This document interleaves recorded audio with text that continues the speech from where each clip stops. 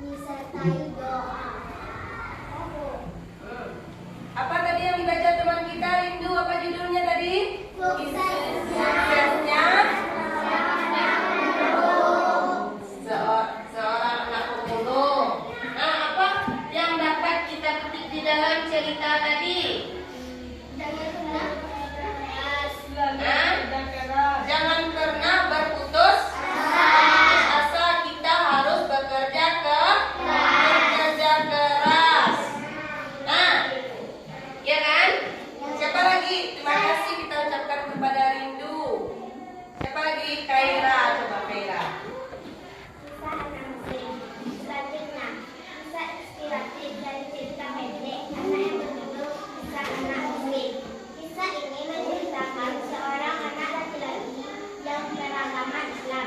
Dalam kisah tersebut terdapat seorang anak yang diajarkan oleh ibunya mengenai agama Islam, yang mana dalam ajarannya umat muslim diharapkan dapat membantu sesama manusia dan saling tolong menolong, seperti kisah Nabi yang dapat menjadi tauladan bagi kita semua. Ya, terima kasih kepada Kaira. Apa isi ceritanya tadi tuh? Saling tolong menolong. Apa judulnya? Kisah anak muslim. Berarti kita harus saling tolong menolong. Kita tidak boleh membeda-bedakan antara teman kita. Iya kan? Nah, siapa lagi yang baca tadi? Salma, coba Salma.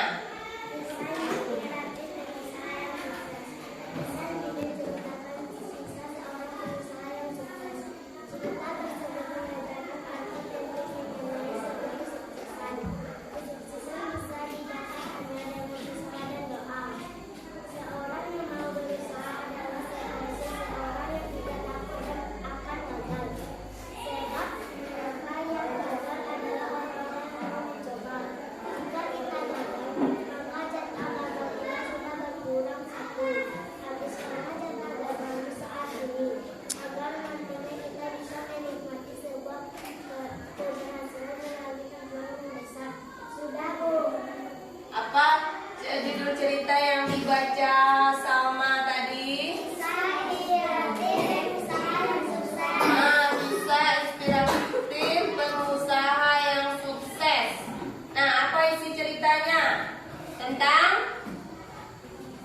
jangan pernah menyerah. Kita harus bekerja keras jika kita ingin sukses. Jadi anak ibu harus bekerja keras, harus rajin belajar. Ya kan? Ya. Nah, siapa tadi lagi yang baca? Coba Afif. Kisah inspiratif kejujuran. Pada kisah ini sudah ada orang dan dalam dilakukan pada kehidupan sehari-hari. Kejujuran adalah sifat dari perilaku dan karena sifat tersebut merupakan sifat negatif. Sifat yang dapat membawakan kemenangan dan harus diterapkan dalam kehidupan sehari-hari dan di semua kalimat. Serta kemudian juga dapat membedakan dan mengungkapkan kebenaran. Nah, itulah beberapa rekomendasi dari KTP anak yang menginspirasi. Kalian di atas betul-betul dengan membaca Dah. Tentang apa tadi yang baca Afif? Kisah inspiratif kejujuran. Apa isi ceritanya? Tentang kejujuran. Iya kan? Nah, jadi kita dimanapun kita berada, kita harus jujur. Tidak boleh berbohong. Nah, masih ada yang membaca buku tadi? Nah, terima kasih kita ucapkan kepada teman kita yang sudah membaca di pojok baca tadi. Untuk anak ibu yang lain, besok pagi sebelum kita memulai pelajaran, kalian harus membaca buku di pojok baca supaya karena dengan membaca kita bisa menambah ilmu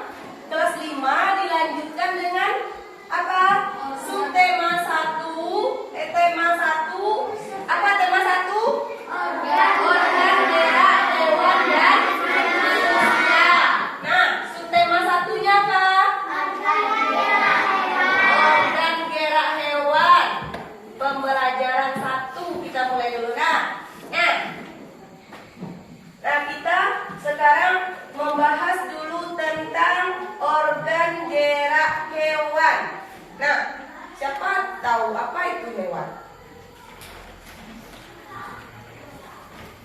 Tahu kita hewan? Ada kita memelihara hewan di rumah kita? Ada. Apa saja hewan peliharaan kita di rumah? Ada kucing. Ya kan? Begitu di lingkungan rumah kita. Coba kita lihat video berikut ini.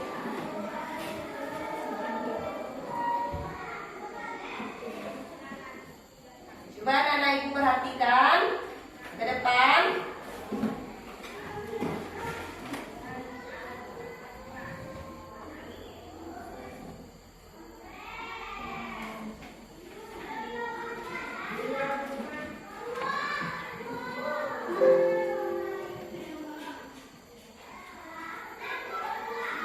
Pak, lucu ya kelinci-kelinci itu.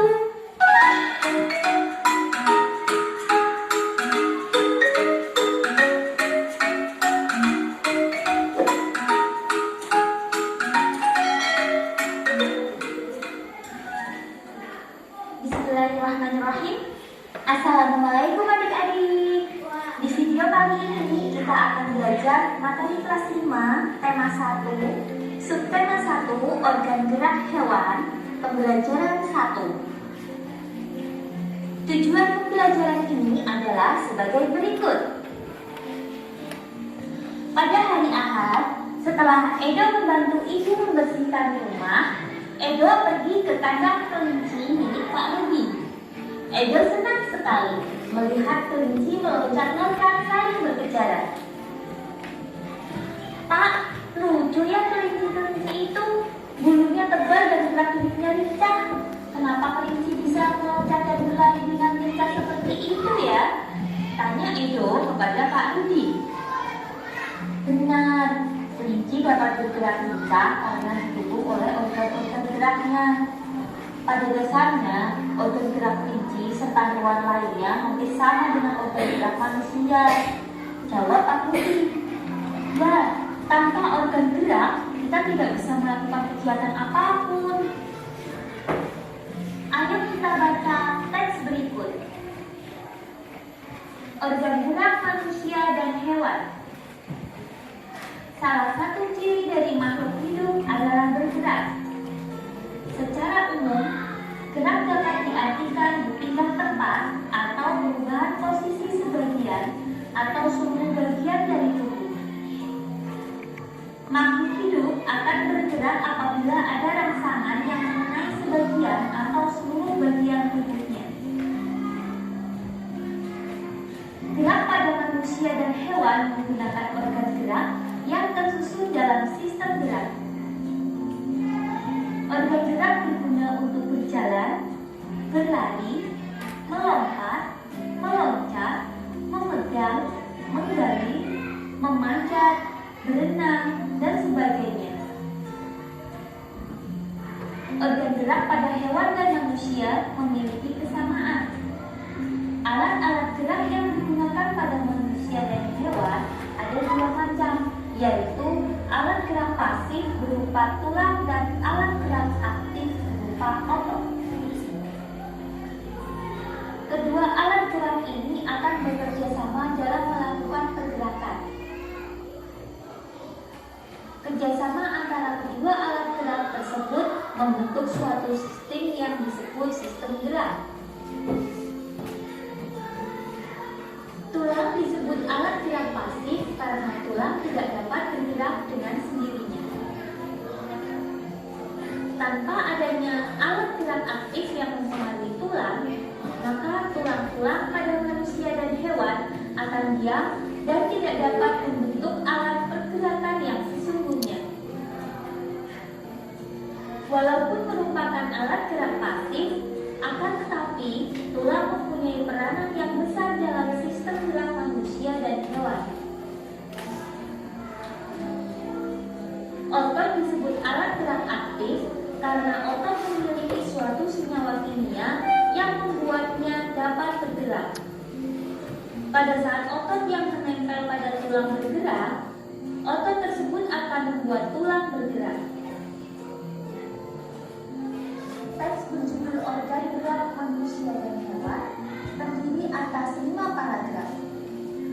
masing-masing paragraf tersusun dari ide pokok ditambah dengan kalimat pengembang. Ide pokok terdapat di kalimat utama. Kalimat utama bisa kita temukan di awal paragraf, di tengah paragraf, di akhir paragraf, maupun campuran, bisa di awal dan di akhir ataupun di tengah. Berikut ini langkah-langkah untuk menemukan ide pokok. Yang pertama, bacalah teks dengan seksama. Kemudian, temukan kalimat utama dalam setiap paragraf. Lalu, tentukan unsur inti dari kalimat utama. Unsur inti meliputi subjek dan predikat. Subjek dan predikat dari kalimat utama itulah yang merupakan ide pokok. Berdasarkan teks organ gerak hewan dan manusia, ayo kita temukan ide pokok dari masing-masing paragraf. Untuk paragraf 1, cukup jelas ya adik-adik. Kalimat utamanya terletak di awal paragraf. Jadi, dapat kita simpulkan gagasan pokoknya yaitu salah satu ciri makhluk hidup adalah bergerak. Berikutnya paragraf 2. Kalimat utamanya juga di awal paragraf.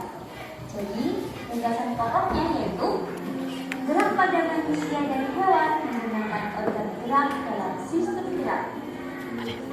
Kemudian, untuk yang paragraf 3, ini kalimat utamanya menyambung, ada di awal dan di tengah paragraf.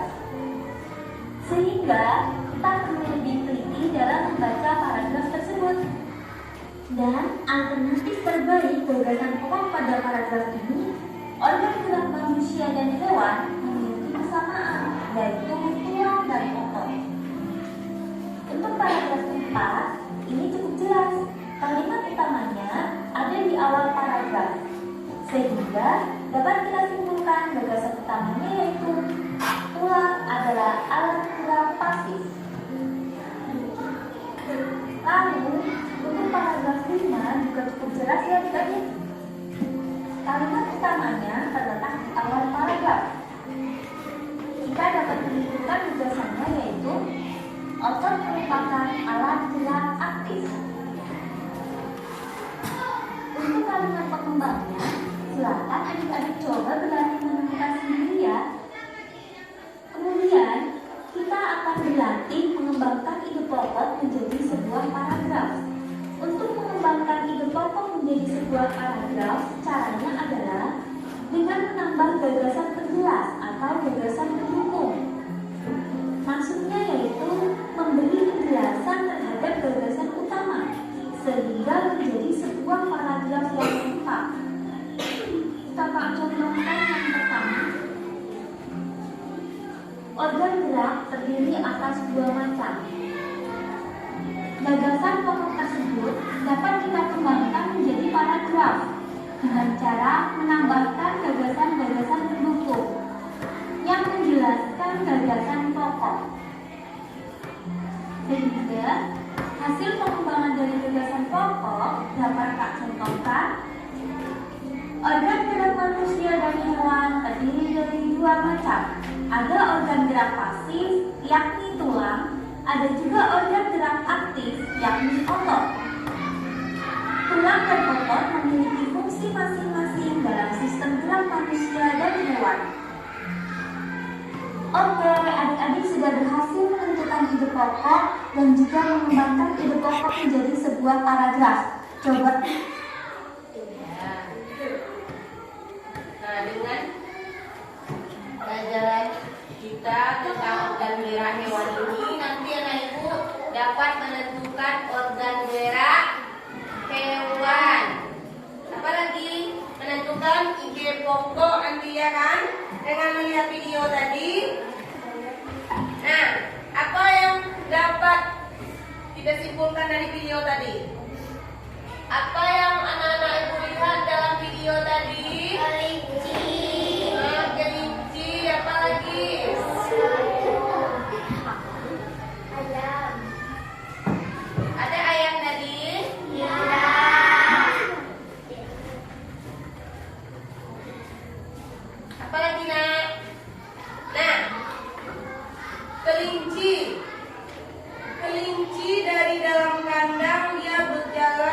menggunakan apa dia?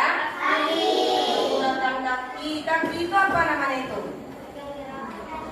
Organ gerak kelinci. Bagaimana cara kelinci berjalan? Melompat. Nah, jadi kelinci menggunakan organ geraknya untuk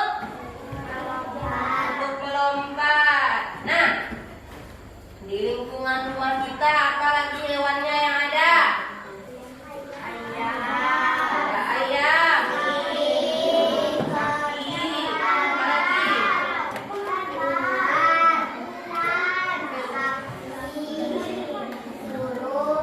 Kucing. Dan kucing. Nah, kucing itu apa alat gerak kucing? Kaki. Kucing menggunakan kaki untuk apa? Berjalan. Nah, apa lagi? Berlari. Nah, apa lagi selain kucing hewan di sekitar kita? Tadi ada teman kita mengatakan ada ayam katanya kan? Nah, ayam apa alat gerak ayam? Kaki. Untuk berjalan. Nah, apa lagi hewannya yang ada di sekitar kita? Burung. Burung mempunyai alat gerak berapa? Nah, apa itu? Kaki dan sayap. Nah, burung menggunakan kakinya untuk apa? Berjalan. Sayapnya? Terbang. Nah, apa lagi? Sapi. Apa alat gerak sapi? Apa lagi? Kaki untuk apa? Berjalan. Apa lagi selain sapi? Ada ular. Nah, ular ini mempunyai kaki ya? Tidak. Jadi ular apa alat geraknya?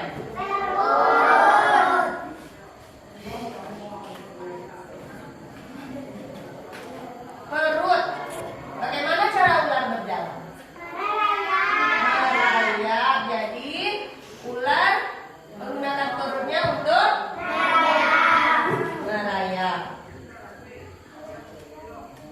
Nah, itu tentang alat gerak. Jadi hewan mempunyai alat gerak ada 2 katanya tadi kan? Apa saja? Alat gerak pasif. Apa itu alat gerak pasif? Tulang.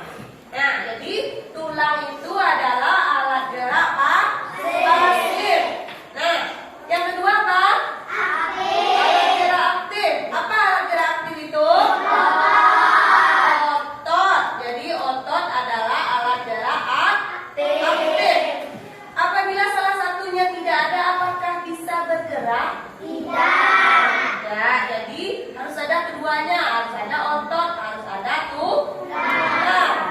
Nah, jadi kesimpulannya hewan dan manusia sama, ada alat geraknya. Manusia juga ada alat geraknya, nah, dia juga mempunyai alat gerak aktif dan mempunyai alat gerak pasif. Nah, jadi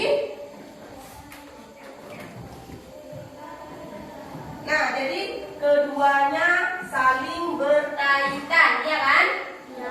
Nah, tadi ada kita menentukan ide pokok katanya kan? Apa itu ide pokok? Siapa yang tahu anak itu? Apa itu ide pokok? Coba Nobita.